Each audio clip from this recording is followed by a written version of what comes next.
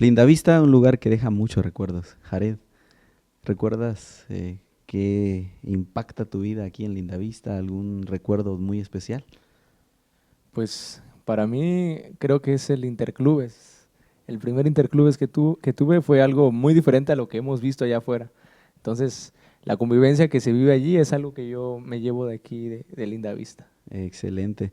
Bueno, hoy tenemos un invitado muy especial con nosotros, el pastor Iday. Pastor Iday, qué gusto tenerlo con nosotros. Un recuerdo de Lindavista, algo que lo marcó, que dijo, yo vuelvo a Lindavista las veces que pueda para recordar eso especial.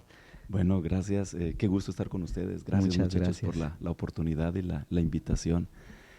Y bueno, algo que me motivaba a venir cada vez que salía a colportar, porque yo colporté toda mi vida estudiantil aquí, era mi rinconcito de oración.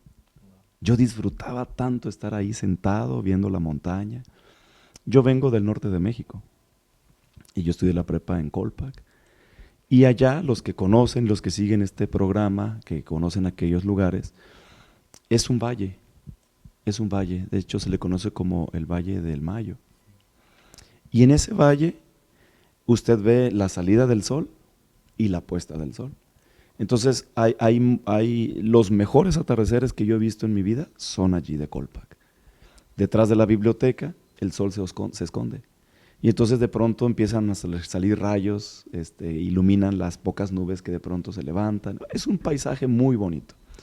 Entonces cuando yo estaba anunciándole a mis amigos que venía a Linda Vista, me decían, allá no vas a encontrar 100 metros planos. Yo decía, ¿cómo es posible? No creo, pero mira, ¿no? De verdad, no vas a ver 100 metros planos. Todo es, bueno, el hecho de llegar a cambiar el paisaje, yo lo disfrutaba muchísimo. Sentarme en ese lugar, ver la montaña, ver las nubes salir, ver el paisaje, eso me conectaba mucho con este lugar. Y es que Lindavista tiene esa peculiaridad. Bueno, a las personas que nos ven por primera vez, Radio Lindavista, transmitimos desde la Universidad Lindavista en Pueblo Nuevo, Solistahuacán, Chiapas, un lugar entre montañas, un hogar entre las montañas, también nosotros decimos, y creo que es bastante especial. Sí, yo recuerdo cuando estaba estudiando la prepa que un maestro que era mi preceptor, que fue preceptor aquí, nos contaba mucho de Lindavista. Y él nos decía, está entre rodeado de montañas, como bien lo dices, ¿no? Es un lugar protegido por Dios. Entonces él nos contaba la historia de que un día él venía en la carretera y se detuvo en un mirador. Es el que está aquí arriba, por donde está el Moody, que le conocen, ¿verdad? El cerrito ese. Entonces dice él que venía de Villahermosa, que se detiene una tarde noche y que él se asoma hacia la universidad y él alcanzó a ver ángeles protegiendo la institución. Entonces dice que a él le dio una paz, que él simplemente llegó a su casa y se fue a descansar. Dijo, no necesito yo hacer nada porque los ángeles protegen. Y eso a mí me quedó muy grabado, entonces yo quería conocer ese lugar. Y fue cuando llegué aquí, y cuando llegué aquí, igual, en una oportunidad que tuve, pedí que me dejaran ver ese paisaje, y sí vi la universidad. No vi a Los Ángeles, pero creo que están aquí. Y Amén. entonces para muchos, porque platicaba con los muchachos, se sentían así un poco encerrados, porque decían, siento que estoy en una prisión de montañas, porque para donde volteas es pura montaña, pero en realidad yo me siento protegido por las montañas, es un lugar especial. ¿Sí recuerdas tu primera vez cuando llegaste a Lindavista, Jared? Sí, creo que nunca había venido. Me daba un poco de miedo porque pues decían que allá hay muchas curvas para llegar a Linda Vista. Y pues a mí, yo soy de Tabasco y Tabasco es así como usted menciona, plano, plano, plano. Puedo ver aquí a unos kilómetros de longitud. Yo no imaginaba curvas, la verdad. Y entonces cuando llego a Lindavista, cuando vengo por la carretera de, este, mm, de los bosques, de la Selva Negra, sí llegué un poco mareado, pero igual así como dice usted, pastor, llegando aquí, ver el hermoso paisaje, uno, o sea, no puede sentirse desprotegido, no puede sentirse mal quizás, porque te encuentras en un lugar que como bien le dice, no sé si cuando usted estudia aquí ya se le decía así también, que es el mejor lugar del mundo. El mejor lugar del mundo. Entonces, sí, ese fue algo que marcó desde un principio mi estancia aquí en Lindavista. Y es que yo creo que el que viene a Lindavista queda enamorado de Lindavista. No solo por el lugar, sino la presencia de Dios que se siente aquí. Y una de las actividades que nosotros apreciamos y valoramos mucho es la semana de oración. Pastor, qué gusto de veras tenerlo con nosotros, el pastor Iday Bejarano. Él es originario de Nací en Sinaloa. Sinaloa, crecí creció en Sonora. estudió en Colpac, la Colpac, prepa. Y me vine estudió para acá. Lindavista y ya ha estudiado en Montemorelos también. La maestría. Estudié allá. Qué bendición, pastor, tenerlo hoy con nosotros. La Qué verdad bendición. que apreciamos mucho que usted pueda compartir esta semana de oración. Con Dios estaremos bien. Así de fácil. Y yo creo que eso es maravilloso. Sí, saben que, si me permiten en esta confianza, Adelante. comentarles lo siguiente.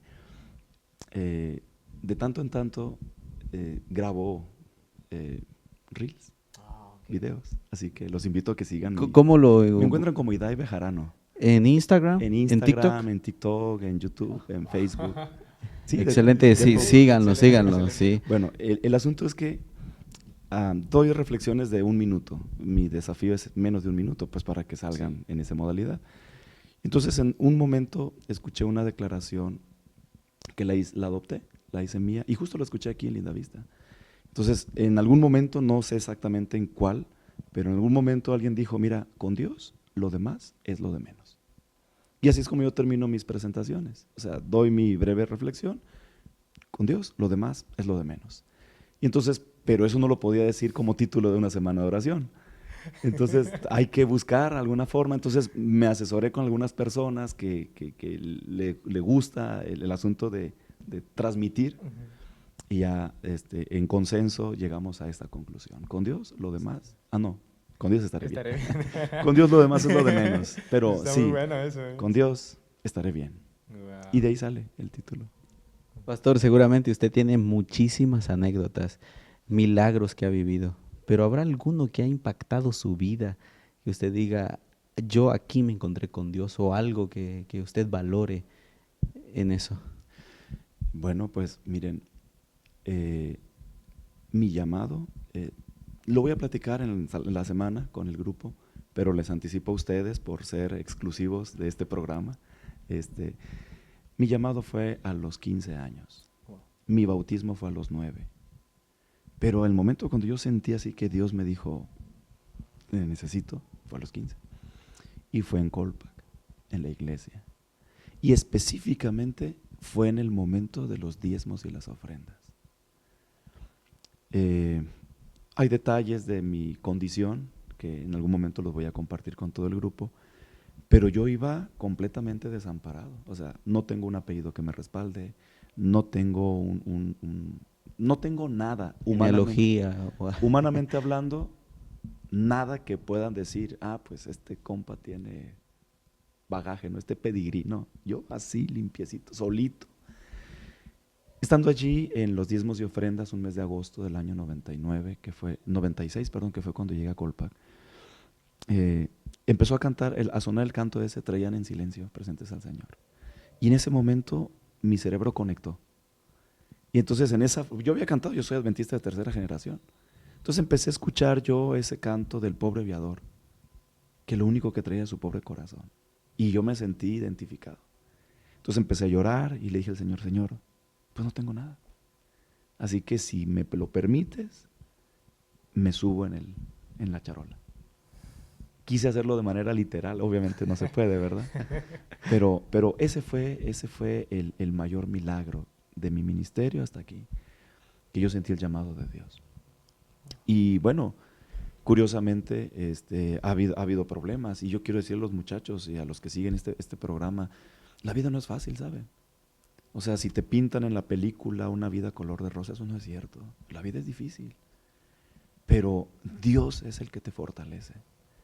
Y en ese momento, cuando uno está así tratando de entender de por qué me pasa a mí esto y todas esas ideas que uno tiene en la cabeza, en ese momento puedo entender que cuando Dios te llama, Él te va preparando, y cada crisis o dificultad te va dando herramientas para enfrentarlas más grandes que vienen.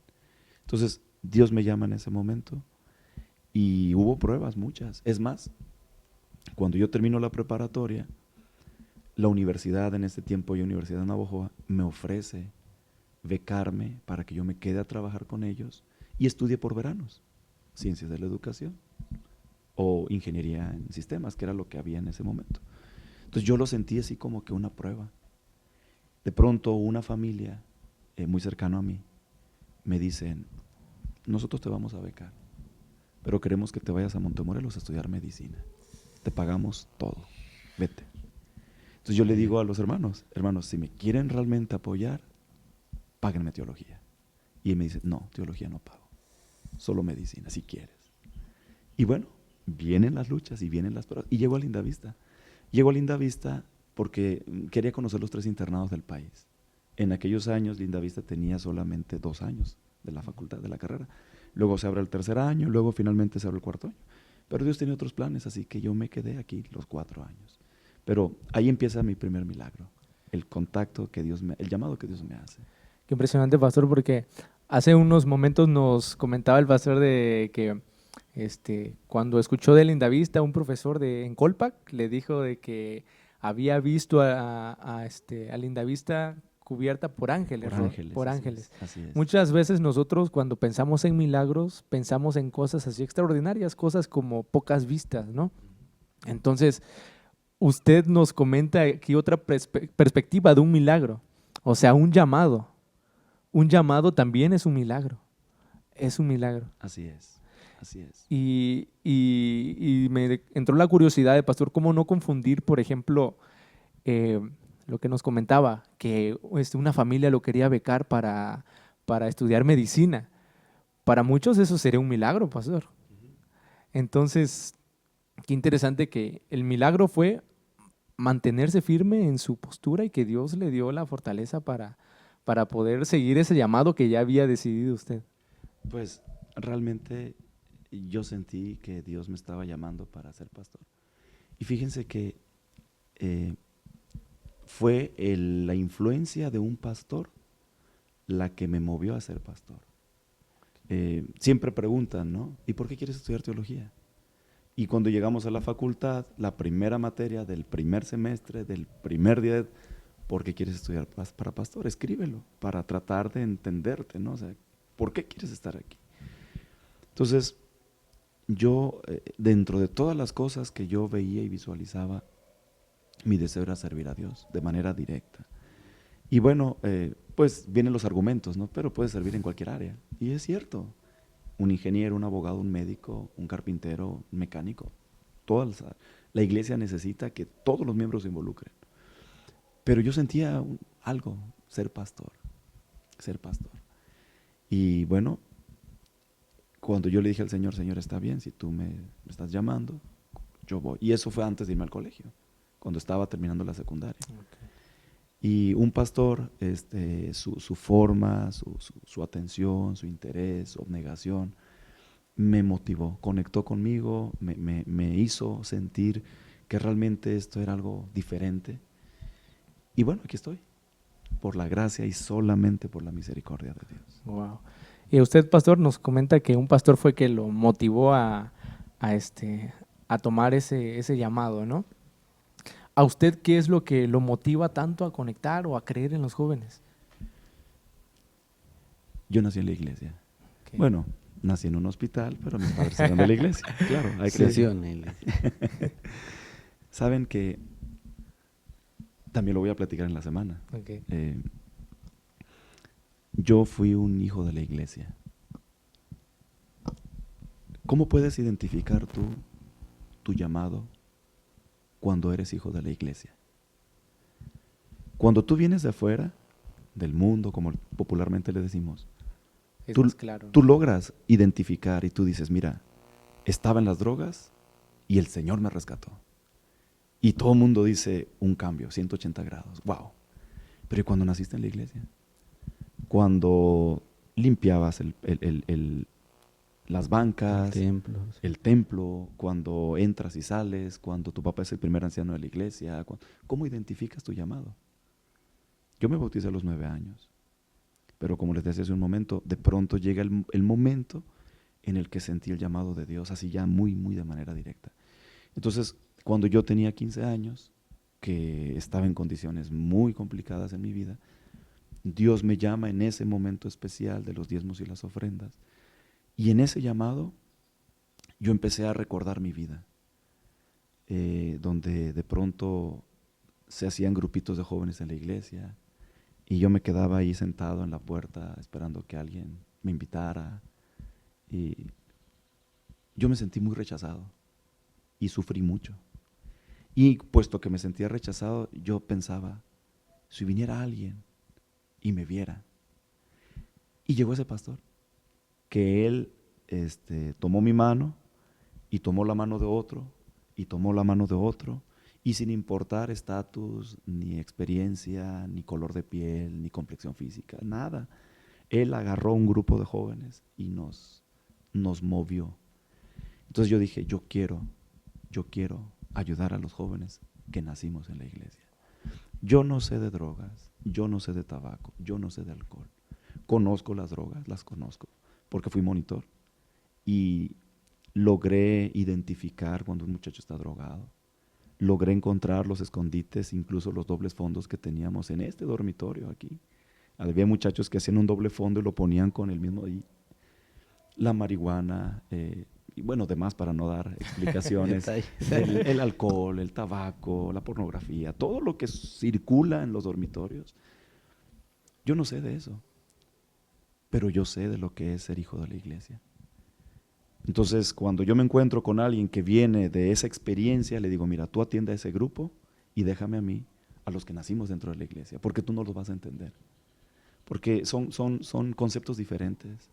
O sea, un muchacho que nace en la iglesia, que toda su vida en los departamentos infantiles, en los clubes, de pronto llega a los 30 años y se va. Y oye, ¿pero por qué te vas? Pues es que ya no siento, pero es que no se trata de sentir, se trata de una convicción personal. Entonces, por eso creo en los jóvenes, porque ellos son el presente de la iglesia. Y Dios me dio la oportunidad de trabajar 7 años como director de jóvenes de manera directa. Yo tengo un poco más de 20 años trabajando en clubes, 25, 26 si se cuenta el otro día. Y siempre mi deseo es que los muchachos se encuentren con Dios en las actividades de la iglesia.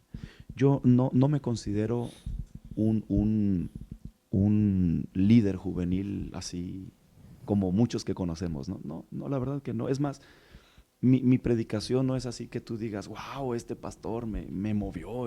No, o sea, en realidad yo me considero un pastor que quiero ser amigo de los muchachos. Y lo único que tengo en mis manos pues es una Biblia y es lo que quiero abrir con ellos. Entonces creo en ellos y mi mayor tranquilidad cuando vengo a una universidad a dar una semana de oración no es tanto el discurso que dé en público, que yo sé que de pronto se espera mucho de eso, ¿no? Sino más bien la cercanía con los muchachos, estar en el comedor, estar en la biblioteca, estar en las canchas, orar con ellos, acercarme con ellos, porque yo sé que en esos pasillos anda gente sola, que necesita un abrazo, que necesita alguien que crea en ellos, y yo creo en ellos, porque Dios los trajo aquí con un propósito, y vienen dejando tantos problemas en casa para buscar la soledad donde nadie los conoce, para tratar de encontrar sentido a su vida. Bueno, quiero estar allí acompañándolo en ese caminar, por lo menos un momento para decirle, Dios tiene un plan para tu vida. Por eso estás aquí.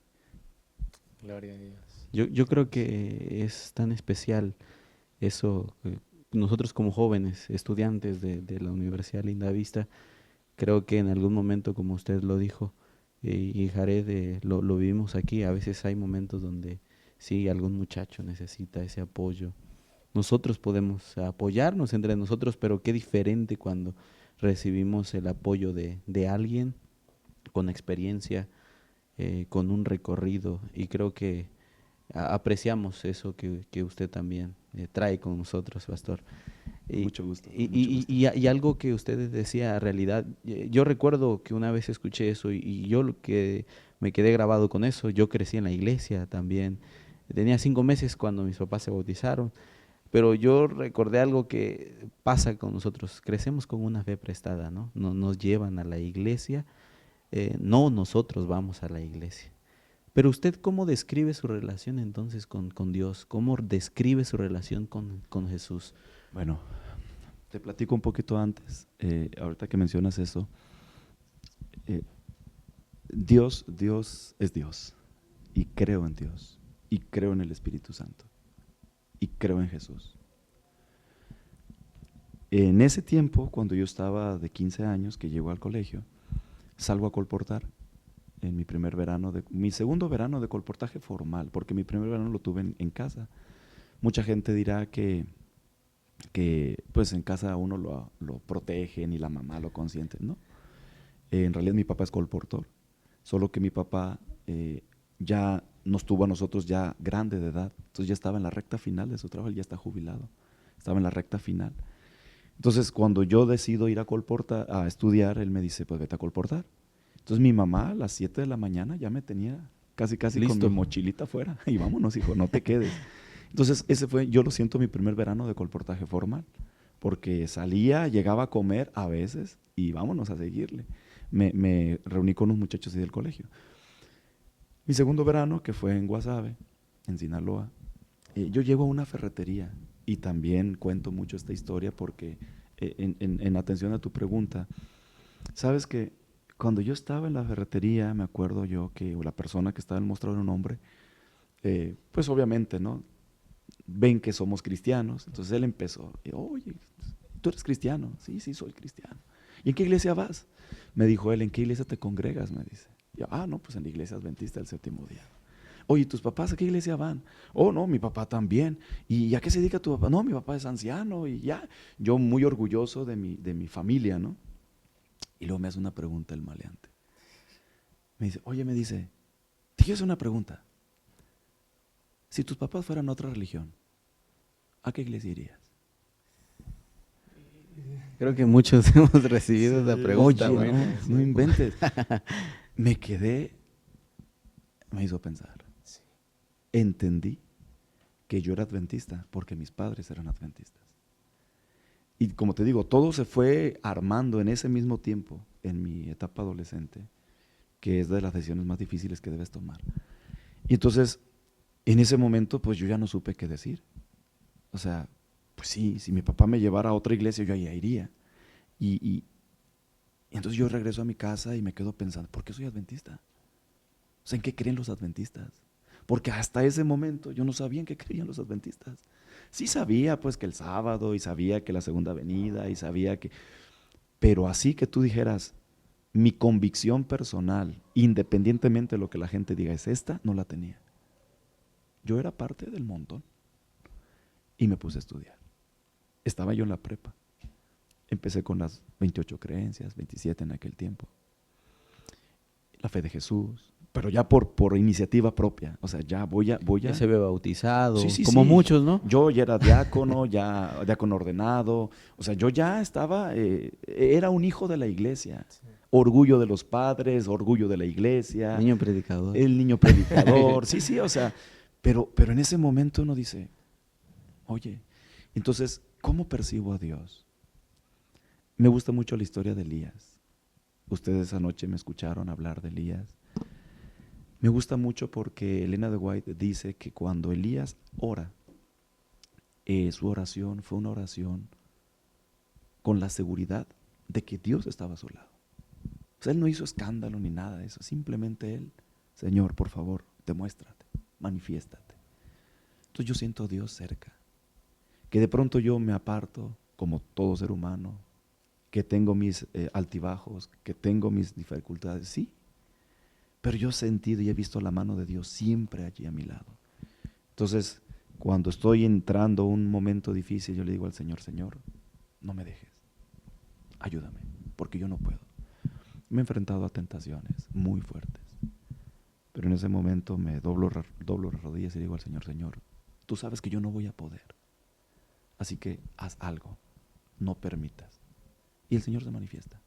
Entonces, si tú todavía no tienes esa experiencia con Dios, no es algo sobrenatural ni exclusivo de los pastores o de cierto grupo.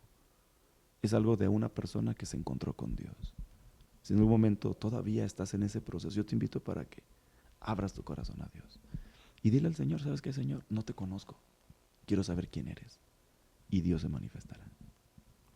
Sí, yo creo que esa parte, como le decía, Pastor, y creo que con su experiencia, aporta mucho para muchos jóvenes que en algún momento así crecimos, o aquellos que, como decía, esa fe prestada, ¿no? Pero creo que cuando uno abre su corazón a Dios, sinceramente, Él responde. Claro que Una frase que yo aprendí aquí en Lindavista es que los jóvenes son los favoritos de Dios. Dios quiere que tú lo conozcas y que puedas abrir el corazón y Él quiere mostrarte lo que Él puede hacer. Yo creo que es maravilloso eso, Jaren. Sí, Pastor, uno, aunque sea adventista desde nacimiento, también crece, queramos o no, por la vida en la que vivimos con temores. Y esta es una pregunta un poco personal. ¿Cuál ha sido uno de sus mayores miedos? Pero nos interesa mucho saber cómo ha podido superarlos, porque como jóvenes pasamos muchísimos miedos. Creo que es la edad donde más temores enfrentamos por diferentes cosas, diferentes situaciones de la vida, ¿no? ¿Cuál ha sido uno de sus mayores miedos y cómo ha podido superarlos, Pastor? Ha habido muchos, sin duda. Pero si tuviéramos que definir uno en particular, uno de mis más grandes temores es equivocarme, pero no en la equivocación normal, que todos nos equivocamos, sino equivocarme en lo que Dios establece, o sea, fallarle a Dios. Y en algunas ocasiones lo he hecho. Y eso me llena de tristeza al darme cuenta, pero he visto la mano de Dios conmigo, que Él me dice, te perdono, sigue adelante. Entonces, ¿cómo enfrentar esto? Simplemente teniendo un concepto claro de quién es Dios. Muchas veces no tenemos con claridad en nuestra mente el concepto de quién es Dios. Y nos confundimos. Y pensamos pues que Dios es tirano, malo, cruel, recio. No, en realidad es nuestro amigo. Entonces mi temor es fallar a lo que Dios espera. Y la forma en la que trato de superar ese miedo es tratando de decirle al Señor, Señor, por favor, ayúdame. Háblame con la claridad en el lenguaje que yo pueda entender. Porque Dios habla de muchas formas. A través de un trueno, a través de una lluvia, un viento fuerte, o a través de silbo apacible. Entonces, por favor, que mi oído, mi mente puedan comprender con claridad qué es lo que tú me estás diciendo. Háblame. Y eso disipa mis temores. Eso me hace actuar con tranquilidad. Creo que un temor muy común también es el temor a lo desconocido. Entonces, cuando de pronto viene un nuevo reto, viene un desafío, ¿cómo lo voy a hacer? Y pues ahí uno vuelve también, Señor, muéstrame el camino. Abre, por favor. Abre una ventana para ver con claridad qué es lo que tú quieres. Y Dios se ha manifestado. Creo en Dios y en su poder. Y bueno, no soy perfecto, pero he visto la mano de Dios acompañándome en cada momento. Y aquí estoy, el día de hoy, dando testimonio de su poder. Gloria a Dios. Es muy interesante porque hay temores que se arraigan a nosotros y muchas veces son como, hacen que se defina nuestra personalidad por ese temor. Comentaba con un compañero hace unos días, ese compañero pues tiene recursos, ¿no? Y él siempre pues como que esa es su mayor confianza, ¿no? De que puede estar pasando cualquier cosa, pero pues él tiene recursos que lo apoyan, ¿no? Le preguntaba, oye, brother, ¿qué pasaría si un día te quedas sin nada? O sea, te quedas sin recursos. ¿Quién vas a ser? ¿Qué vas a hacer? Y me dijo, oye, no, ni quiero pensarlo, ni quiero pensarlo. Y dice, ese es mi mayor miedo.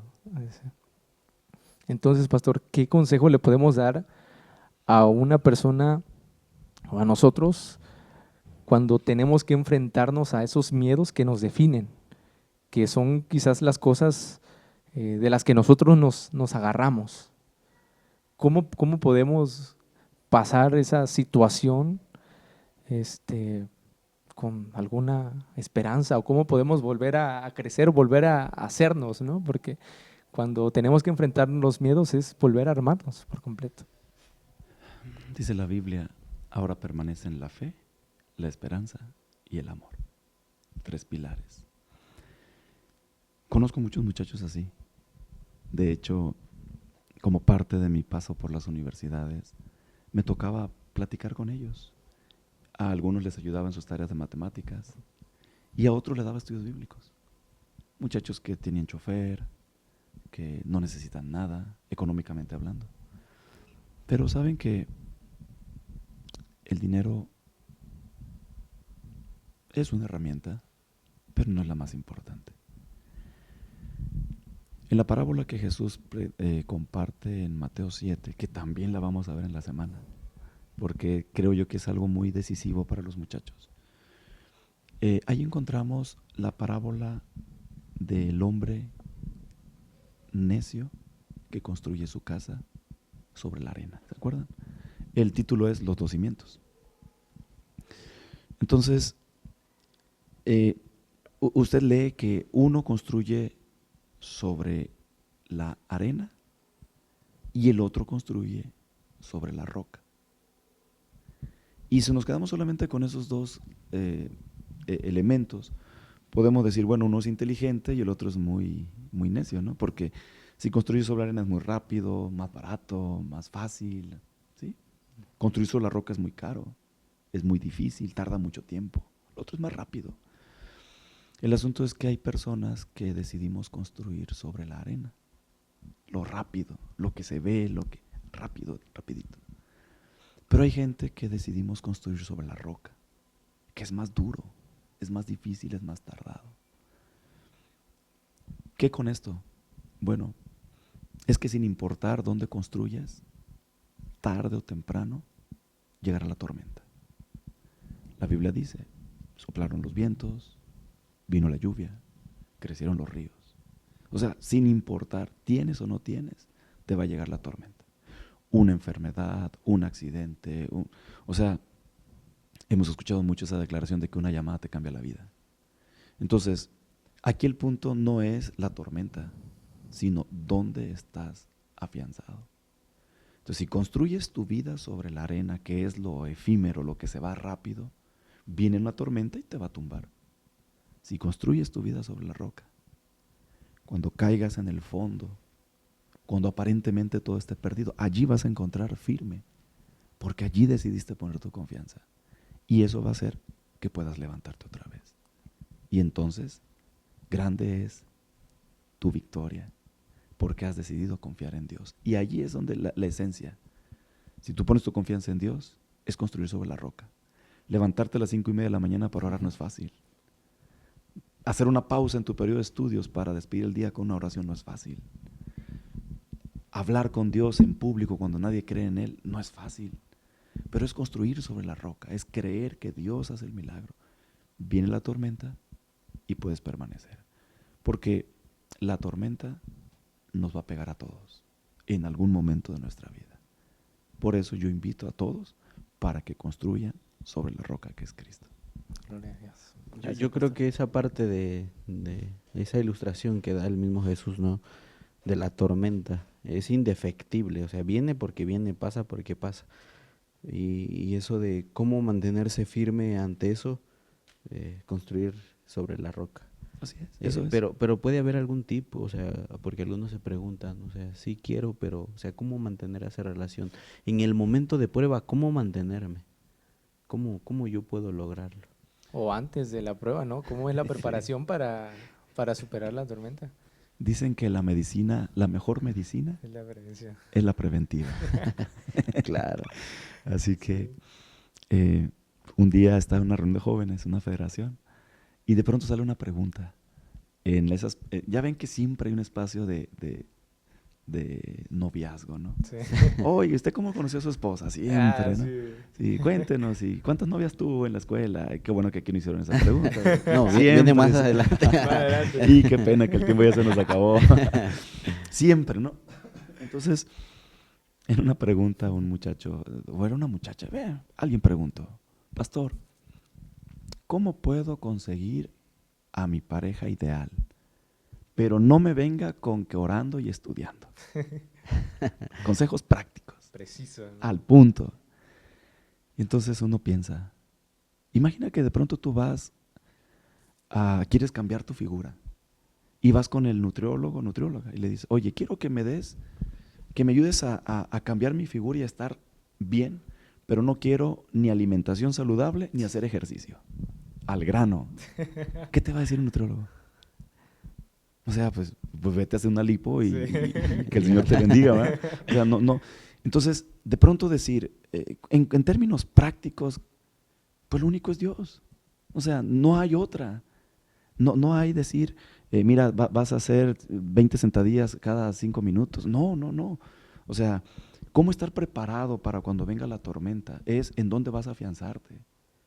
No es decir, invierte en moneda extranjera para... No, o sea, puesto que mi vida viene de las manos del Creador y mi vida depende de Dios, pues no hay más seguridad y más garantía que ir a Él y decirle al Señor, Señor, mira, ayúdame a creer que cuando yo pase por las aguas, tú vas a estar conmigo. Ayúdame a creer que cuando pase por el fuego, tú me vas a proteger.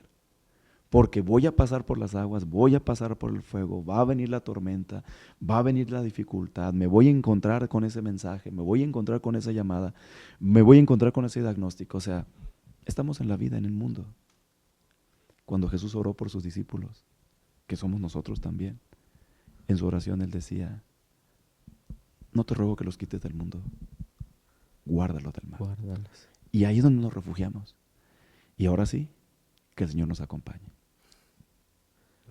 Yo creo que sí, eso es un fundamento muy especial dentro de nosotros como cristianos, como jóvenes que no conocen a Cristo también. Creo que esa es la invitación que podemos dar.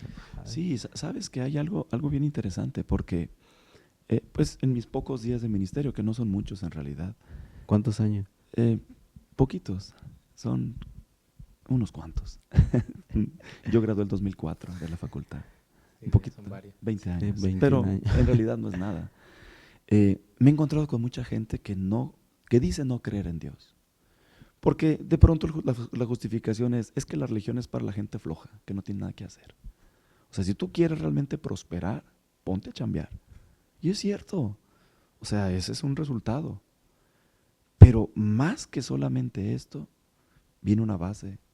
Porque lo que vemos es la fachada. Y la fachada es la prosperidad. Pero ¿dónde está afianzada? Cuando tú construyes una casa, tú tienes por lo menos 3 elementos. Tus cimientos, tus pilares y la fachada, que es lo que se ve.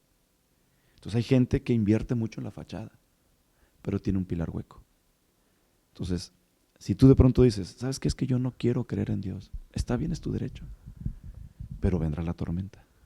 Y cuando ese momento llegue, estaré aquí a tu lado para presentarte al único que te puede sacar de esa tempestad, que es Dios.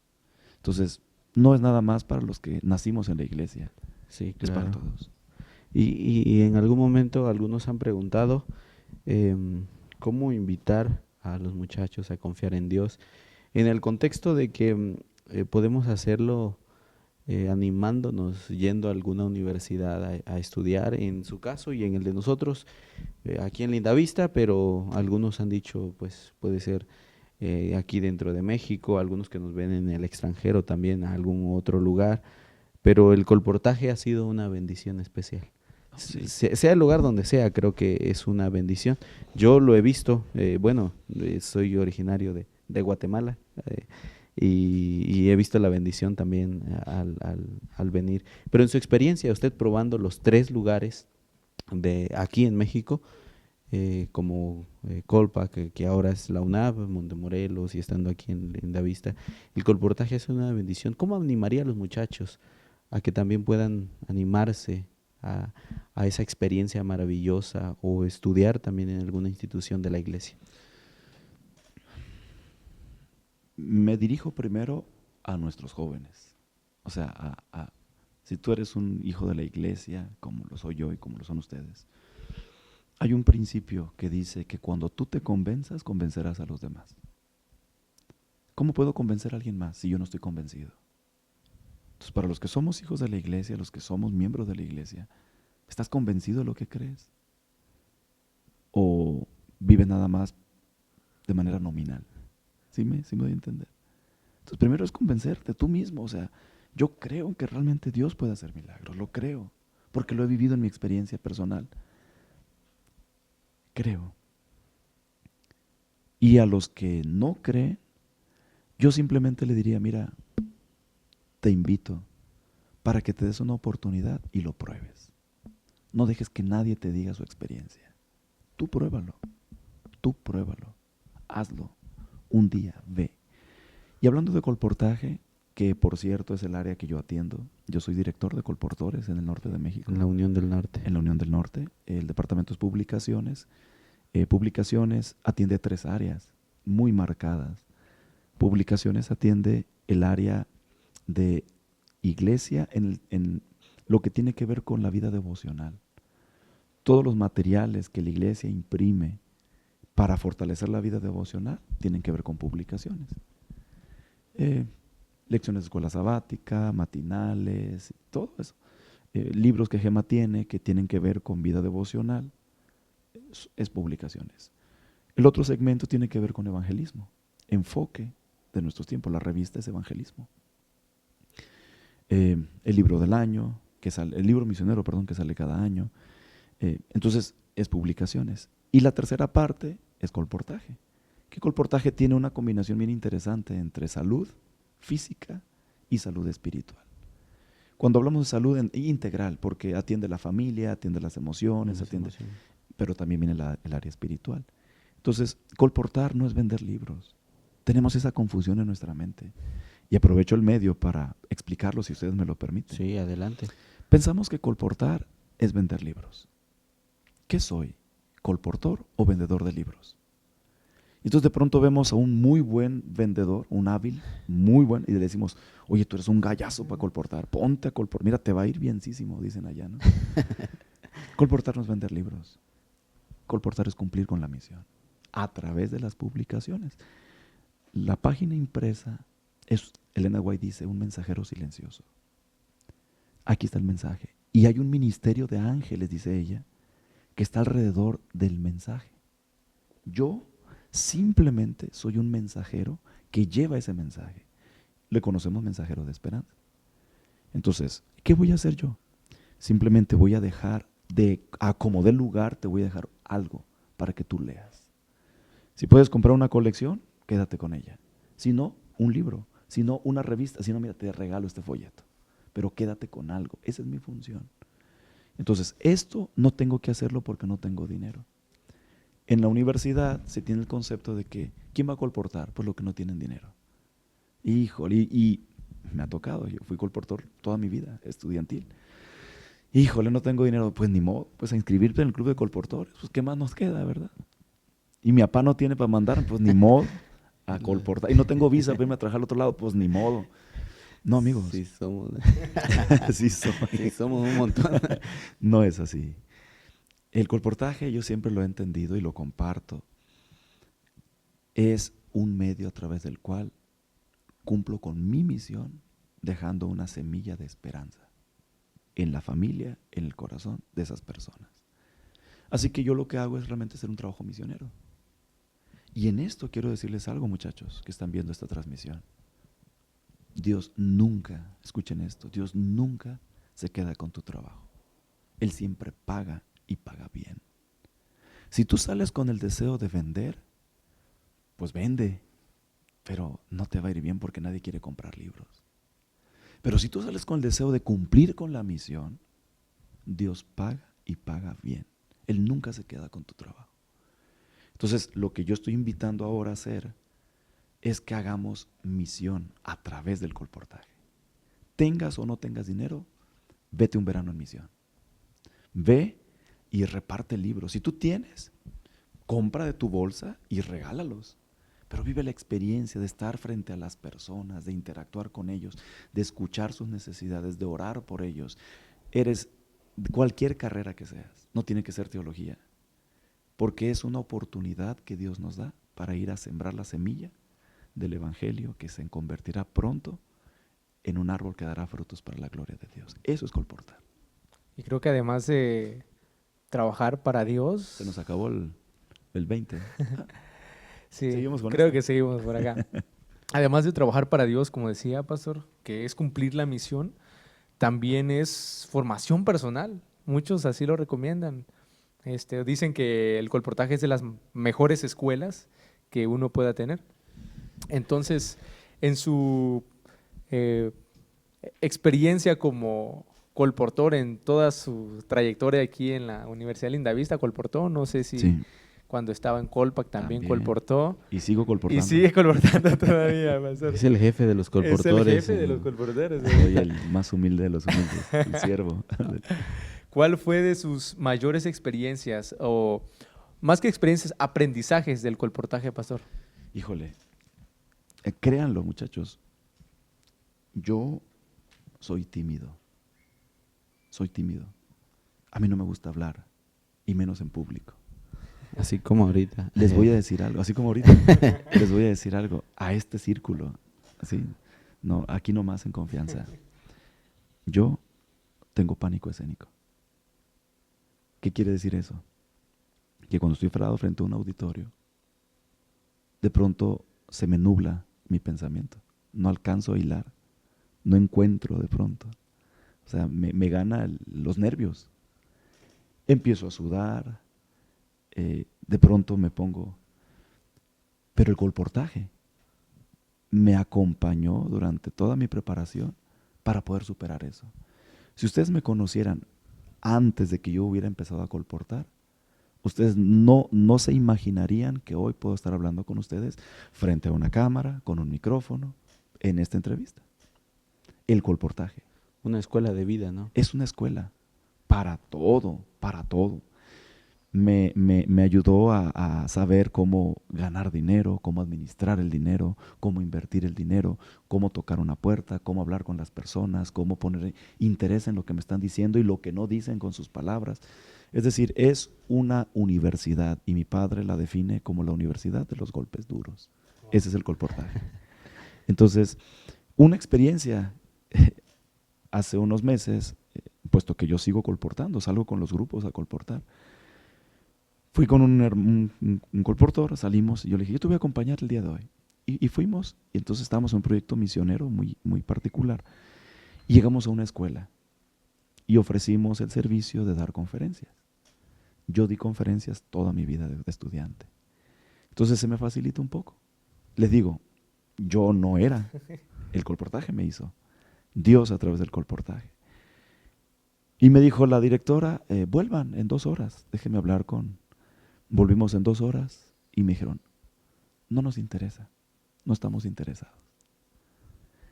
Para mí fue un golpe, porque acostumbrado a que todo el mundo me invita ahora y para que vaya, y de pronto a que no le interese.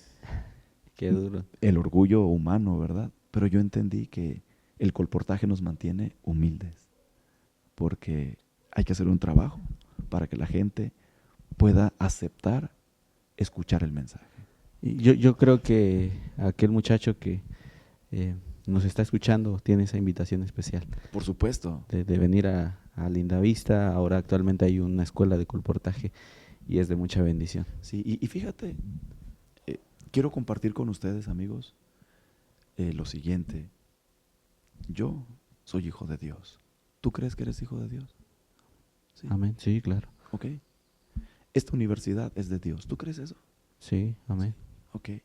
Entonces, si Dios tiene a su hijo y tiene una universidad, ¿dónde crees tú que Dios quiera que estudie su hijo? Aquí en la universidad. En su universidad. Entonces, Dios pone un medio para que su hijo estudie en su universidad. ¿Y saben cuál es? El colportaje. Porque Dios pone el colportaje para que sus hijos estudien en sus universidades. Porque ese es el trabajo de Dios, para sus hijos en sus universidades. Amén. Ok, pastor, entonces con esto que nos estaba diciendo, nos podemos llevar el mensaje de que Dios tiene un sueño para nosotros, pero no solamente nos deja el sueño allí, sino que nos da también las herramientas para poder lograr ese sueño que Él tiene en nosotros. Sí, y si me permiten, quiero terminar mi participación aquí, primero agradeciéndoles por este espacio, esta oportunidad, y pues a los que han seguido la transmisión hasta aquí, gracias por acompañarnos. Pero si me permiten, quiero abrir la Biblia antes de despedirme de ustedes. Adelante, pastor. Y miren, voy a abrir la Biblia no porque no me sepa el texto de memoria, sino porque quiero demostrarles que la Biblia es cierta y vale la pena leerla. Amén. Y bueno, hay un texto en la Biblia que me acompañó en esos momentos cuando estaba yo iniciando mi vida estudiantil. No aquí propiamente, pero la vida estudiantil. ¿Me ayudas a leer el versículo 5, por favor? Claro que sí. Ahí, Salmos 37, versículo 5. sí. Encomienda a Jehová tu camino y confía en Él, y Él hará. Estábamos en un mando de oración en el colegio a las 9:30 de la noche. Allá se acostumbraba que para terminar, la jornada de actividades del día se hacía un bando de oración. Y en ese bando de oración ese día invitaron al director de la universidad, el pastor Abimael Escalante en ese tiempo. Y entonces yo estaba pues ya recién llegado, así todo asustado, yo no sabía qué iba a pasar con mi vida. O sea, era un chamaco de 15 años perdido. Y en ese momento, que ese bando de oración no son sermones, es solamente un texto y 2 palabras y la oración. Como dijo alguien, cantamos, oramos y nos vamos. Leyeron este texto. Encomienda a Jehová tu camino. ¿Y qué es encomendar a Jehová mi camino? O sea, pon tu vida en sus manos. Pero luego viene la palabra más difícil, más fácil de leer, pero más difícil de aplicar. Confía en Él. Esto me recuerda ahora a una cita de Elena de White que dice: el sendero por el cual Dios dirige nuestros pasos puede pasar por el desierto o por el mar, pero siempre será un sendero seguro. Confía en Él, confía en Él. Y el texto termina diciendo: Él hará. ¿Cómo le va a hacer? No lo sé. Confía. Elena de White dice también en el colportor evangélico. Ella dice: para proveernos lo necesario, el Señor tiene 1000 maneras de las cuales nada sabemos. ¿Cómo le va a hacer Dios? No lo sé. Pero de que Él cumple su promesa, Él la va a cumplir. Así que yo quiero invitarles, amigos, a que encomendemos a Jehová nuestro camino. Confiemos en Él. Él hará. ¿Cómo? No lo sé. Pero de que lo hace, lo hace. Muchas gracias, pastor. Y también queremos invitarles para que ustedes también puedan hacer suyas estas palabras de la palabra de nuestro Dios. Con la palabra de Dios. Y también les invitamos para seguirnos en nuestras redes sociales, en Instagram, en TikTok, en Facebook. Compartimos esperanza, hagamos viral a Jesús. Igual que en Instagram, TikTok. Y Dai Bejarano, Bejarano. ahí pueden buscarlo, ahí vamos a ponerlo en pantalla. Así que muchas gracias, bendiciones. Que Dios les bendiga. Gracias.